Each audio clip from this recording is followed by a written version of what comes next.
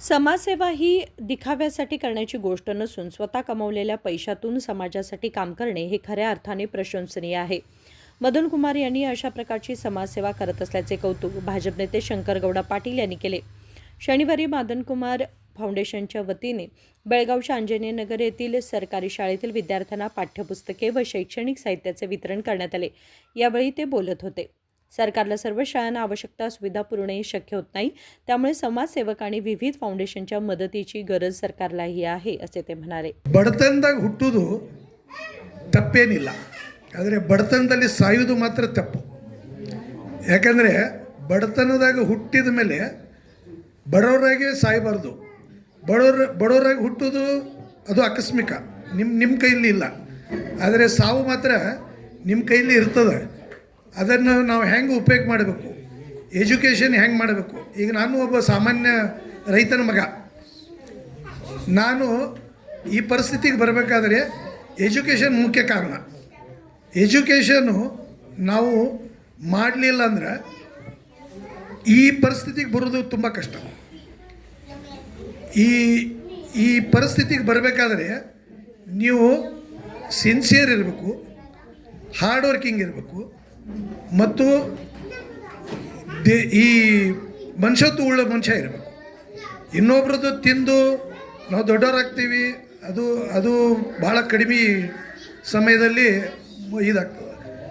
So ನೀವು ಈ ಎಲ್ಲ ಮಕ್ಕಳಿಗೆ ನಾನು ಏನು ಹೇಳ್ತೀನಂದ್ರೆ, ತಾಯಂದಿರಿಗೂ ಅವರ ಪೋಷಕರಿಗೂ ಏನು ಹೇಳ್ತೀನಂದ್ರೆ, ನಿಮ್ಮ ಶಕ್ತಿ ಮೀರಿ ಮಕ್ಕಳನ್ನು ಓದಿಸಿ. ಮಕ್ಕಳು ಏನಾರ ಆದರೆ ನಿಮ್ಮ ಭವಿಷ್ಯವನ್ನು ಸುಧಾರಿಸ್ತದೆ. ನೀವು ಮಕ್ಕಳಿಗೆ ಯಾವುದೇ ಪರಿಸ್ಥಿತಿಯಲ್ಲಿ ಶಾಲೆ ಬಿಟ್ಟು ಕೆಲಸಕ್ಕೆ ಹಚ್ಚೋದು ಇವೆಲ್ಲ ಮಾಡಬೇಡ್ರಿ. ಅವ್ರಿಗೆ ಯಾವುದೇ ತೊಂದರೆ ಬಂದರೆ ನಾ ಇರ್ತೀವಿ, ನಮ್ಮ ಫೌಂಡೇಶನ್ ಇರ್ತದೆ, ಶಂಕರಗೌಡ ಸಾಹೇಬ್ರು ಇರ್ತಾರೆ, ಯಾರಾದರೂ ಒಬ್ಬರು ಮದತ್ ಮಾಡ್ತಾರೆ.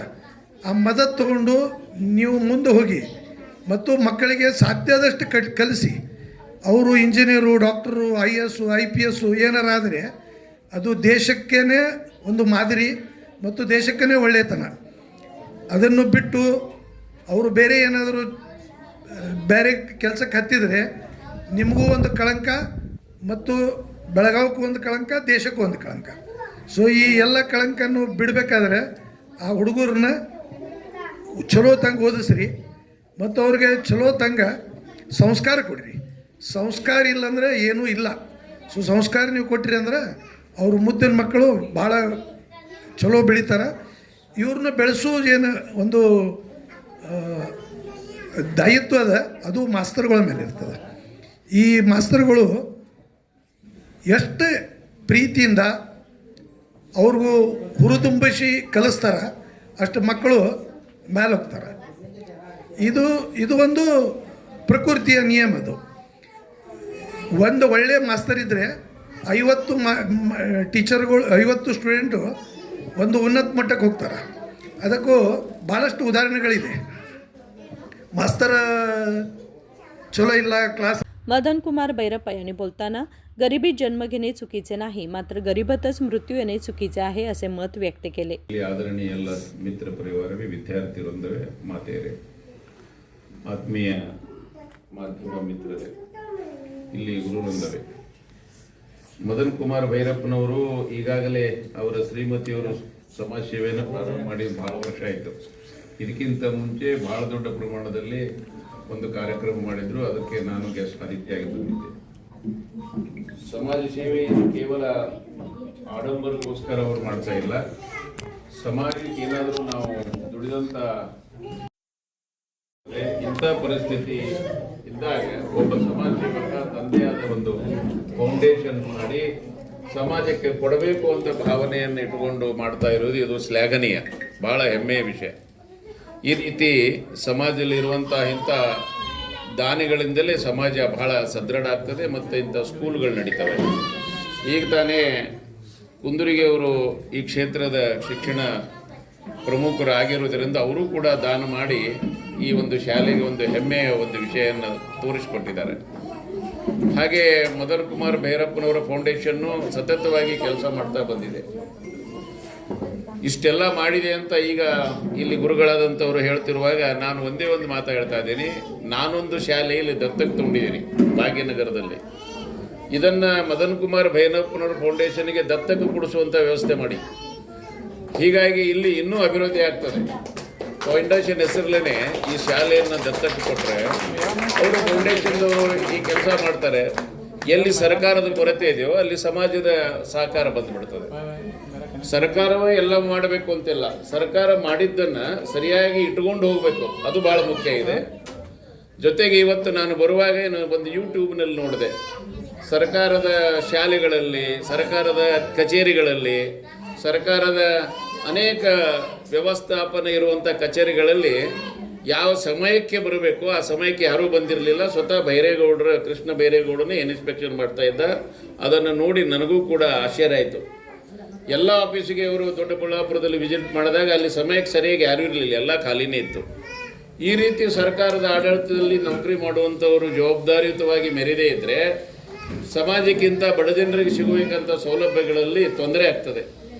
ಹಾಗೆಯೇ ಮುಂದಿನ ಭವಿಷ್ಯ ನಿರ್ಮಾಣ ಮಾಡುವಂಥ ಗುರುಗಳು, ಶಿಕ್ಷಕರು, ನೀವು ಈ ವಿದ್ಯಾರ್ಥಿಗಳಿಗೆ ಯಾವ ರೀತಿ ನೀವು ಅವರನ್ನು ಬೋಧನೆ ಮಾಡ್ತೀರೋ ಅಂಥ ವ್ಯಕ್ತಿಗಳು ಈ ಸಮಾಜಕ್ಕೆ ನಿರ್ಮಾಣ ಆಗ್ತಾರೆ. ಅಂಥ ಕರ್ತವ್ಯ ನಿಮಗೆ ತುಂಬ ಜವಾಬ್ದಾರಿಯುತವಾದ ಕರ್ತವ್ಯ ಇದೆ. ಎಲ್ಲ ಶಿಕ್ಷಕರೊಂದಕ್ಕೆ ಮುಂದಿನ ಭಾವಿ ಪೀಳಿಗೆ ನಿರ್ಮಾಣ ಮಾಡುವಂಥವ್ರು ತಾವೆಲ್ಲ. ಹೀಗಾಗಿ ಇದು ಜವಾಬ್ದಾರಿಯುತವಾದ ಕಾರ್ಯ ಇರೋದ್ರಿಂದ ಇವತ್ತು ಸಮಾಜಕ್ಕೆ ಸಮಾಜ ಸೇವಕರು ಅಂತ ಅವಶ್ಯ ಇದೆ ವಿನ ನಾಯಕರು ಅಂತ ಇಲ್ಲ. ಸಮಾಜಕ್ಕೆ ಸಮಾಜ ಸೇವಕರು ಅಂತ ಅವಶ್ಯ ಇದೆ, ನಾಯಕರು ಅಂತ ಅವಶ್ಯ ಇಲ್ಲ. ಸಮಾಜದ ಹೆಸರಿನಲ್ಲಿ ಎಲ್ಲ ನಾಯಕರು ಏನು ಮಾಡ್ತಾ ಇದ್ದಾರೆ ನಿಮಗೆಲ್ಲ ಗೊತ್ತಿದೆ, ಅದರ ಬಗ್ಗೆ ವಿವರಣೆಗೆ ನಾನು ಹೋಗಲ್ಲ. ಆದರೆ ರಾಜಕೀಯ ಕ್ಷೇತ್ರದಲ್ಲಿ ಶಿಕ್ಷಕರು ಹೋಗಬಾರ್ದು. ಅವರು ಕೇವಲ ತಮ್ಮ ಮುದ್ದು ಮಕ್ಕಳ ಬೆಳವಣಿಗೆ, ರಾಷ್ಟ್ರದ ಭವಿಷ್ಯ ಮತ್ತು ಸಮಾಜದ ಭವಿಷ್ಯ, ಸ್ವಚ್ಛತೆ, ಅವರ ಒಂದು ಗುಣಗಳ ಸುಧಾರಣೆಗೆ ನಮ್ಮ ಕರ್ತವ್ಯ ಭರಿತವಾದ ಕೆಲಸ ಇರಬೇಕೇ ವಿನಃ ಬೇರೆ ವಿಚಾರಗಳಿಗೆ ಅಲ್ಲ ಅನ್ನೋದನ್ನು, ಅದಕ್ಕೆ ಸರ್ಕಾರ ಟ್ಯಾಕ್ಸ್ ಪೇಯರ್ ಮನಿಯಲ್ಲಿ ಅವರು ದುಡಿದಂಥ ಹಣದಲ್ಲಿ ನಿಮ್ಮೆಲ್ಲರಿಗೆ ಸಂಬಳ ಸಿಗ್ತದೆ. ಇವತ್ತು ವರ್ಷಿಗೆ ಸುಮಾರು 50 ರಿಂದ 70 ಲಕ್ಷ ನಾನು ನನ್ನ ಹೆಂಡತಿ ಕೂಡ ಟ್ಯಾಕ್ಸ್ ಕಟ್ತೀವಿ. ಅದಕ್ಕೆ ನಾನು ಆ ಸ್ಕೂಲನ್ನು ದತ್ತಕ್ಕೆ ತಗೊಂಡದ್ದು. ಕಾರಣ ಸರ್ಕಾರಿ ಶಾಲೆ ದತ್ತಕ್ಕೆ ನಾನು ಸ್ಕೂಲ್ ಮಾಡ್ಬೋದಿತ್ತು, ಆದರೆ ಸರ್ಕಾರಿ ಶಾಲೆನೇ ದತ್ತಕ್ಕೆ ಯಾಕೆ ತಗೊಂಡೆ ಅಂದರೆ ನಾನು ಸರ್ಕಾರಿ ಶಾಲೆಯಲ್ಲಿ ಕಲಿತಿದ್ದೇನೆ, ನಾನು ಈ ರೀತಿ ಕೂತಿದ್ದೇನೆ, ನಾನು ಹರಿದ ಹಾಪೆಂಟನ್ನು ಹಾಕೊಂಡು ಹೋಗಿದ್ದೇನೆ. ಹೀಗಾಗಿ ಆ ಒಂದು ಜ್ಞಾನ ನನ್ನ ಹತ್ತಲ್ಲಿ ಇರುವುದರಿಂದ ನಾನು ಸರ್ಕಾರಿ ಶಾಲೆಯನ್ನು ತಗೊಂಡಿದ್ದೇನೆ. ಅದೇ ಜ್ಞಾನದ ಅರಿವಿರುವುದರಿಂದ ಭೈರಪ್ಪನವರು ಫೌಂಡೇಶನ್ ಅವರು ಇಂಥ ಶಾಲೆಗಳಿಗೆ ಸಹಾಯ ಮಾಡ್ತಾ ಇದ್ದಾರೆ. ಹೀಗಾಗಿ ನೀವೆಲ್ಲರೂ ಏನು ಮಾಡಬೇಕು, ಇಲ್ಲಿ ಗುರುವೃಂದ ಪ್ರೇರಣೆ ಕೊಡಬೇಕು ಅಂತಂದರೆ ಇದನ್ನು ದಾನಿಗಳಿಗೆ ಒಪ್ಪಿಸಿ, ಇದನ್ನು ಯಾವುದಾದ್ರೂ ಫೌಂಡೇಶನ್ಗೆ ಒಪ್ಪಿಸಿ ಅವರಿಂದ ಒಳ್ಳೆ ರೀತಿಯಿಂದ ಅಭಿವೃದ್ಧಿ ಕೆಲಸಗಳನ್ನು ಮಾಡಿ. ಇಲ್ಲಿ ಡಾಕ್ಟರ್ ಕುಲಗೋಡವರು ತೊಗೊಂಡಿದ್ದಾರೆ, ಭಾಳ ಚೆನ್ನಾಗಿ ಮಾಡಿದ್ದಾರೆ ಆ ಶಾಲೆ. ಹೀಗೆ ದಾನಿಗಳಿಂದ ಶಾಲೆಗಳಾಗ್ತವೆ, ಸರ್ಕಾರದ ಅವಲಂಬನೆ ಇಲ್ಲ. ಸರ್ಕಾರದ ಹೇಗಾಗ್ತದೆ ಅಂದರೆ ಬೆಂಗಳೂರಲ್ಲಿ 1 ಲಕ್ಷ ರೂಪಾಯಿ ಬಿಟ್ಟರೆ ಇಲ್ಲಿ ಮುಟ್ಟುವ ತನಕ MLA ಶೇರ್ ಹಿಡಿದು ಎಲ್ಲ ಹೋಗಿ ನಿಮಗೆ 25,000 ಬರ್ತದೆ. ಸೊ ಅದರಲ್ಲಿ ನಿಮಗೆ ಕೆಲಸ ಏನಾಗಲ್ಲ. ಇದು ಸತ್ಯ ಘಟನೆ ಇದ್ದರೂ ಕೂಡ ನಾವೆಲ್ಲರೂ ಕಣ್ಣು ಮುಚ್ಚುತ್ತೀವಿ. ಸೋರುತ್ತಿದೆ ಅಂತ ಎಲ್ಲರಿಗೂ ಗೊತ್ತಿದೆ. ಈ ಭ್ರಷ್ಟಾಚಾರ ಎಲ್ಲರಿಗೂ ಕಣ್ಣು ತೆಗೆದು ನೋಡ್ತಾರೆ, ಆದರೆ ನಿಲ್ಲಿಸೋರು ಯಾರು, ಬೆಕ್ಕಿಗೆ ಗಂಟೆ ಕಟ್ಟೋರು ಯಾರು? ಈ ಪ್ರಶ್ನೆ ಸಮಾಜದಲ್ಲಿ ಎದ್ದು ಕಾಣ್ತಾ ಇದೆ. ಇನ್ನು ಸಮಾಜದ ಸಹನ ಕಟ್ಟೆ ಮೀರ್ತಾ ಇದೆ. ಆ ಮೀರಿದ್ರೆ ಮಾತ್ರ ಏನಾಗ್ತಿದೆ ಗೊತ್ತಿಲ್ಲ. ಅಲ್ಲಿವರೆಗೆ ದಯಮಾಡಿ ಅದನ್ನು ಮೀರದ ಹಾಗೆ ಮಾಡಿಕೊಳ್ಳುವ ಜವಾಬ್ದಾರಿ ಆಡಳಿತ ಮಂಡಳಿಗಿದೆ, ಸರ್ಕಾರಕ್ಕಿದೆ. ಈ ಸರ್ಕಾರದಲ್ಲಿ ಕೆಲಸ ಮಾಡುವಂಥ IAS ಅಧಿಕಾರಿಗಳಿಗಿದೆ, IPS ಅಧಿಕಾರಿಗಳಿಗಿದೆ. ಇವರೆಲ್ಲರೂ ಪ್ರಾಮಾಣಿಕವಾಗಿದ್ದರೆ ಸಮಾಜದಲ್ಲಿ ಸ್ವಾಸ್ಥ್ಯತೆ ಮತ್ತು ಒಳ್ಳೆತನ, ಮಕ್ಕಳಿಗೆ ಸಿಗಬೇಕಾದ ಹಕ್ಕನ್ನು ಸಿಗ್ತದೆ, ವ್ಯವಸ್ಥೆ ಸಿಗ್ತದೆ. ಮತ್ತು ಇವರೆಲ್ಲರೂ ಭ್ರಷ್ಟಾಚಾರಗಳಾದದ್ದನ್ನು ಸಮಾಜ ಕಾಣ್ತಾ ಇದೆ, ಅವರ ಆಸ್ತಿಯನ್ನು ಕಾಣ್ತಾ ಇದೆ, ಅವರ ಹೋಟೆಲ್ಗಳು ಕಾಣ್ತಾ ಇದೆ, ಅವರು ನಡೆಯುವಂಥ ನಡವಳಿಕೆ ಕಾಣ್ತಾ ಇದೆ, ಅವರು ಹಾಕುವಂಥ ಬಟ್ಟೆಯಿಂದ ಕಾಣ್ತಾ ಇದೆ, ಮುಚ್ಚಲಿಕ್ಕಾಗಲ್ಲ ಯಾವುದು.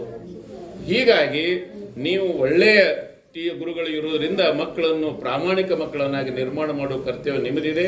ಇಂಥ ಫೌಂಡೇಶನ್ನು ಅತ್ಯಂತ ಪ್ರಾಮಾಣಿಕ ಕೆಲಸ ಮಾಡುವುದನ್ನು ಅವರು ದುಡಿದು ಸಮಾಜಕ್ಕೆ ಕೊಡಬೇಕು ಅಂತ ಭಾವನೆ ಬಂದಿದೆಯಲ್ಲ, ಇದೆ. ಹಿಂದಿನ ಇತಿಹಾಸದಲ್ಲಿ ಸ್ವತಂತ್ರ ಸೇನಾನಿಗಳನ್ನು ನೋಡಿದಾಗ या कार्यक्रमाला भाग्यश्री भैरप्पा, स्फूर्ती भैरप्पा, YG कुंदर्गी, सुनील देशपांडे, प्रवीण भैरप्पा, सुहास पाटील यांच्यासह इतर मान्यवर उपस्थित होते. राजशेखर हिरेमठ, KMM मराठी, बेळगाव.